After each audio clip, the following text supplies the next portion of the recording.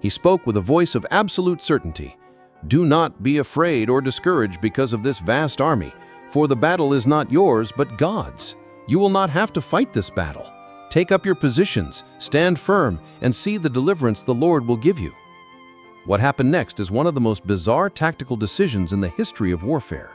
The next morning, as the Israelite army marched out to face the enemy, King Jehoshaphat did not place his elite soldiers at the front. He did not send his chariots or his archers. Instead, he appointed men to walk ahead of the army, dressed not in armor, but in holy vestments. Their only weapon was their voice.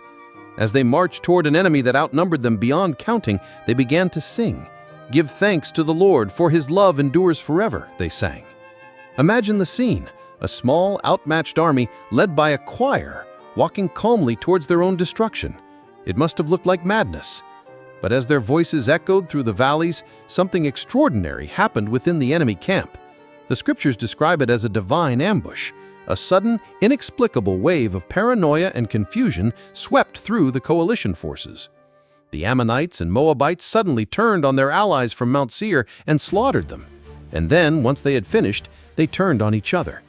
By the time Jehoshaphat's army arrived at the lookout point overlooking the battlefield, they saw no enemy line poised to attack. They saw a valley filled with the dead. The three armies had completely annihilated one another. It took the men of Judah 3 days to collect the plunder. Again, one can search for rationalizations. Perhaps a long simmering rivalry between the allied armies finally boiled over at a crucial moment.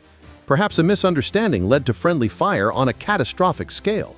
But the timing, at the exact moment the choir began to sing, is what elevates the story from a historical curiosity to a foundational narrative of faith.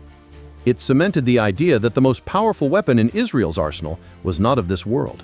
It was an appeal to a higher authority, an act of trust so profound